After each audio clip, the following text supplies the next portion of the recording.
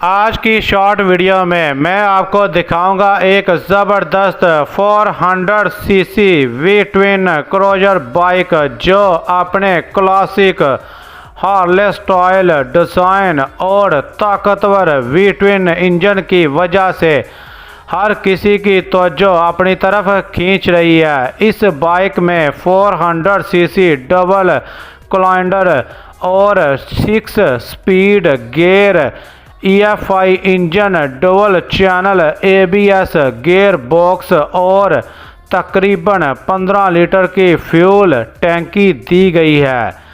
ये बाइक अंदाज राइडिंग के मुताबिक 22 से 28 किलोमीटर फी लीटर का माइलेज दे सकती है, जो एक 400 सीसी क्रॉस के लिए काफ़ी मुनासिब है। अगर आप लॉन्ग टूर, आरामदार राइड और मुनफरद क्रॉस स्टाइल पसंद करते हैं तो ये बाइक आपके लिए बेहतरीन ऑप्शन हो सकती है।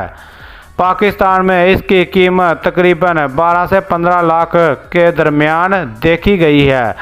अगर आप इस बाइक की मुकम्मल हिस्ट्री, तमाम फीचर्स, तफसीली रिव्यू और कीमत जानना चाहते हैं तो पूरी वीडियो का लिंक डिस्क्रिप्शन में मौजूद है, ज़रूर देखें। अगर वीडियो पसंद आए तो लाइक करें, चैनल सब्सक्राइब करें, शेयर करें और अयान राइडर को सब्सक्राइब करना मत भूलिएगा।